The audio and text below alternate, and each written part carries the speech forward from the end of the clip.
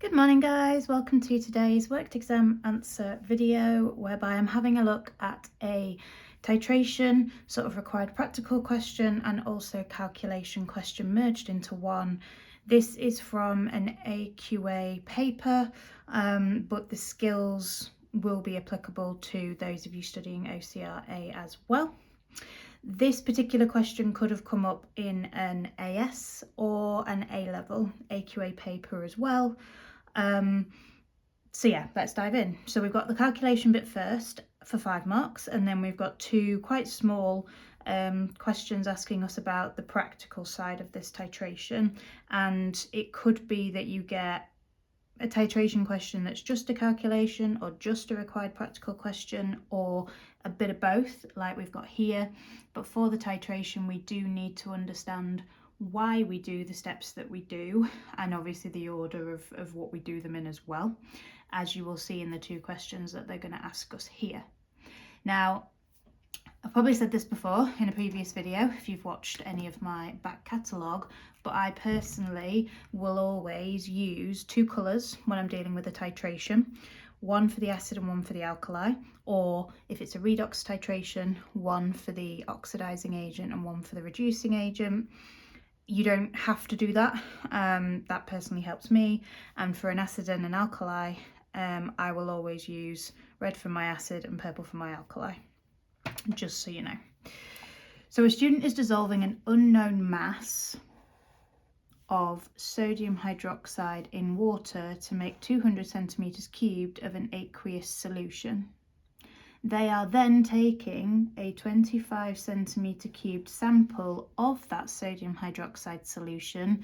They're putting it into a conical flask and titrating it with 0.150 mole per decimetre cubed sulfuric acid. And then they have given us a balanced chemical equation, which they may not, and they certainly don't do for redox titrations, but we do always need one, so make sure you've got one written. And then we've got the table of results from the titrations. Now, we're obviously going to have to do something with this table and the titers.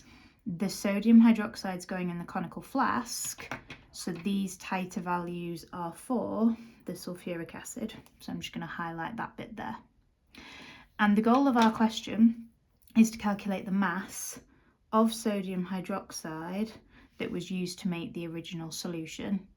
So by doing a titration, we know how much sulfuric acid was needed to neutralise the sodium hydroxide, and from there we're going to be working backwards to figure out, okay, well, if that's how much sulfuric acid was needed for neutralisation, that's going to tell us how much sodium hydroxide was in the titration and thus in our original standard solution.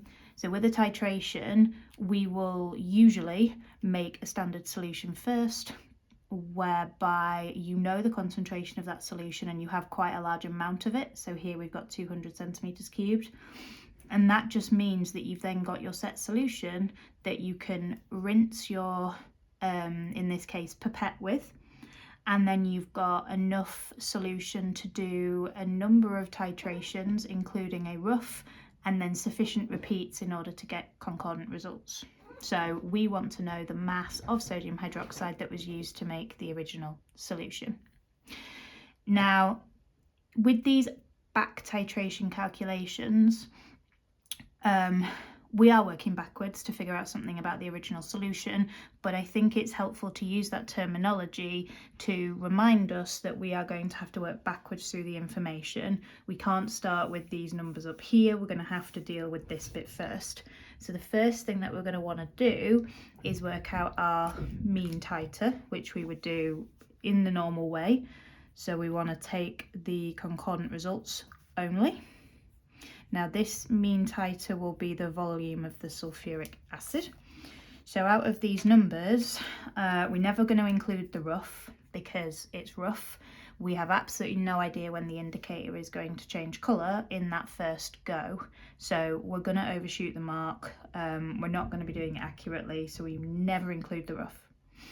Then out of the 3 repeats that they did, the only 2 we're actually going to use are the 19.6 and the 19.55.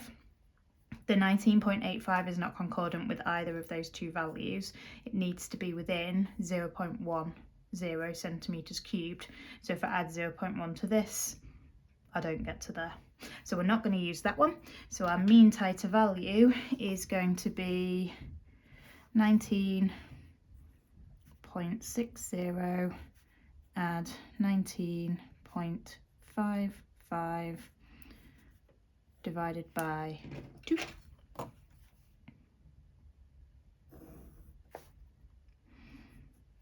And that is going to give me 19.575 centimetres cubed.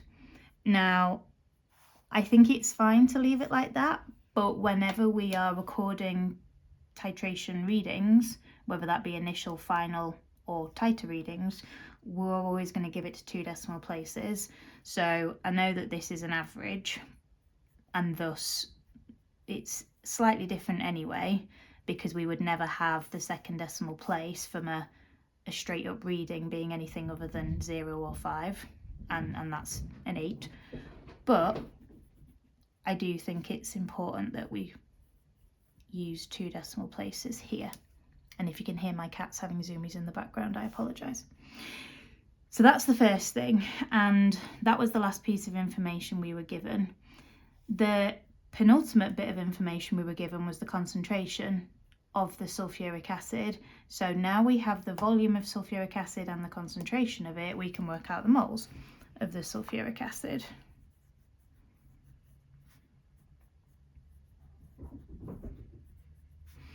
By doing, as we always would, concentration times volume. So concentration 0.150, and then we are going to have to convert our volume into decimeters cubed by dividing by 1,000.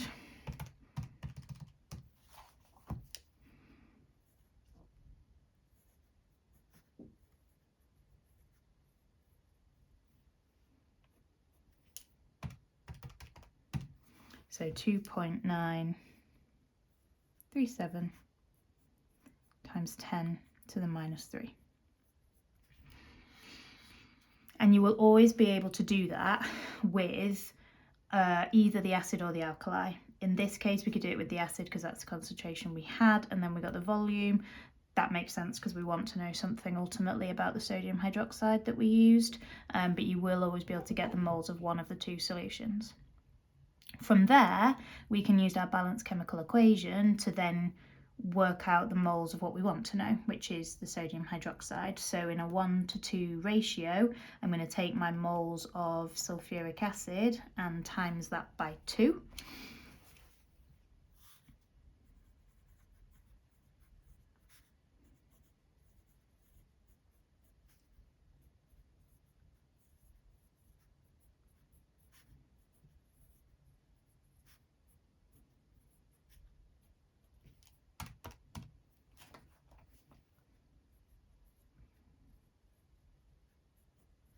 Give me 5.874 times 10 to the minus 3.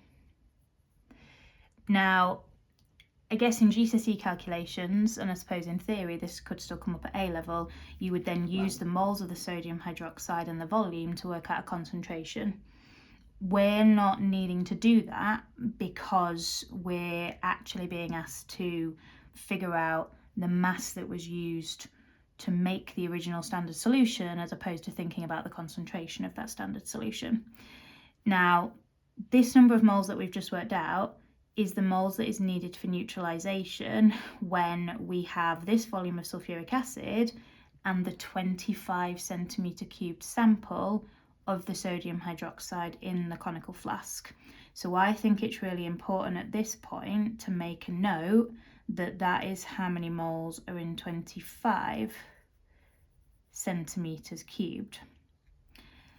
We originally made up a standard solution of 200 centimeters cubed.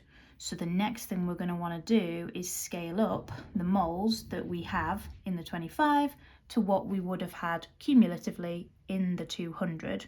So 25 goes into 200 8 times. So I'm therefore going to times the value that I've got by 8. and then this would be the moles of sodium hydroxide in 200 centimeters cubed. So 5.874 times 10 to the minus 3 times 8, which is 0.046992, which I'll just leave like that for now. And then from this point, it's a very straightforward, we've got the moles, we want the mass, we can figure out the MR of the sodium hydroxide. So sodium hydroxide's MR is going to be 23 plus 16 plus 1, which equals 40. And then the mass of the sodium hydroxide that we will have dissolved to make the standard solution will be calculated by doing moles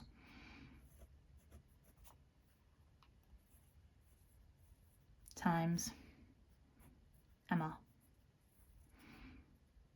So I'm going to times that by 40.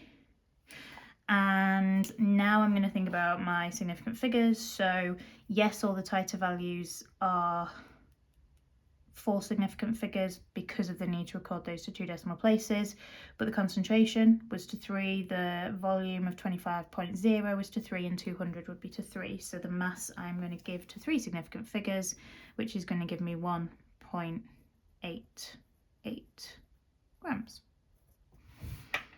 So if we think about that from a practical point of view, and you were asked to make a standard solution that would then give you these results, you would be dissolving that mass of sodium hydroxide into a beaker with maybe 100 centimeters cubed of water, stirring it until it all dissolves, pouring that into your volumetric flask, rinsing your beaker, rinsing your stirring rod, put those washings in your volumetric flask, very carefully make it up to 200 centimeters cubed, put your stopper on the top, invert the flask several times.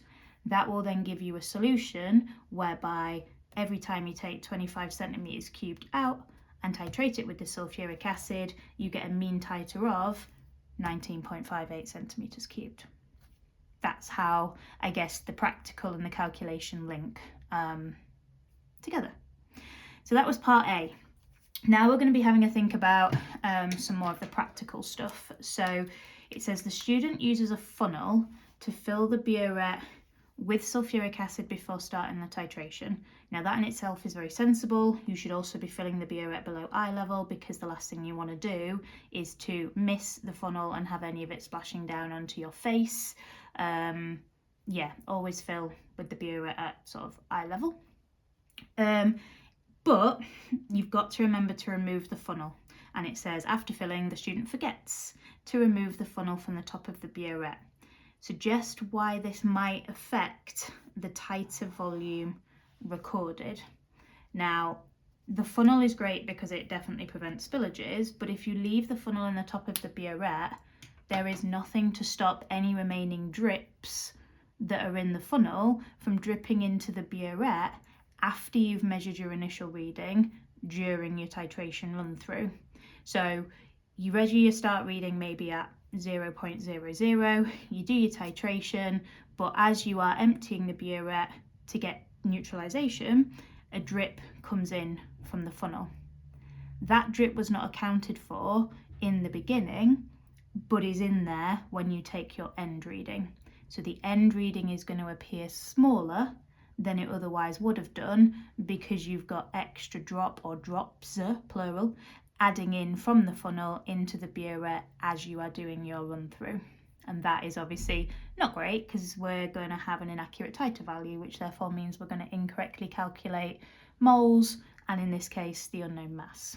So if you do not remove the funnel, there is the opportunity for drops of, in this case, sulfuric acid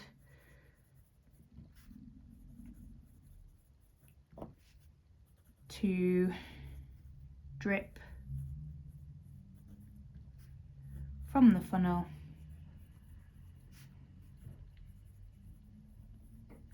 into the burette.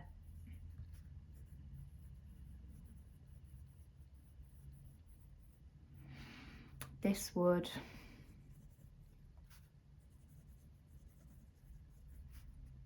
reduce the tighter volume calculated.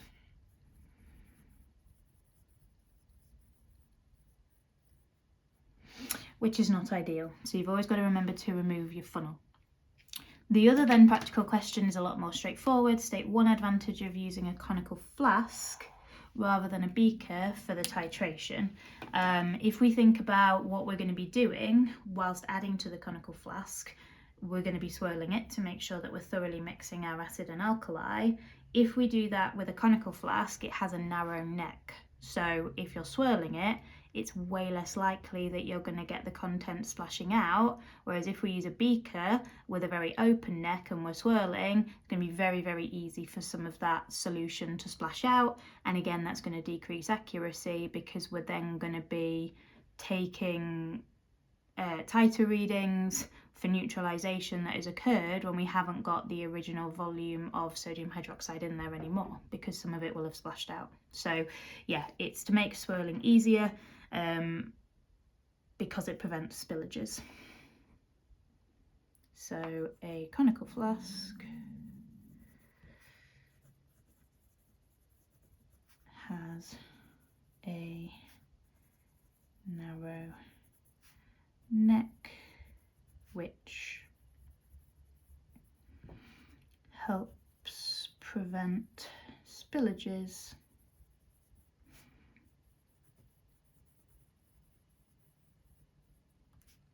when the flask is swirled.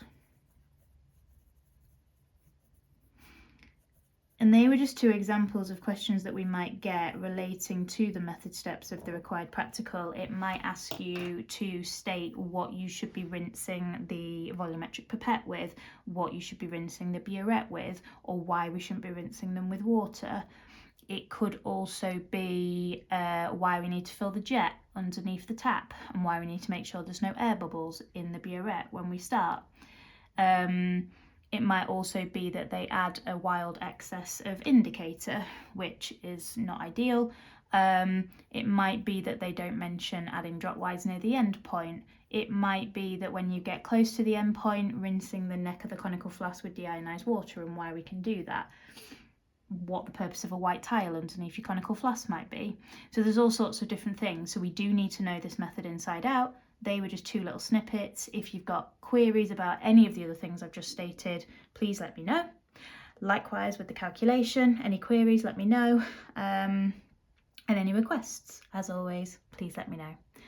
Hope that's been helpful, guys, and thank you so much for watching and for your continued support. Catch you soon.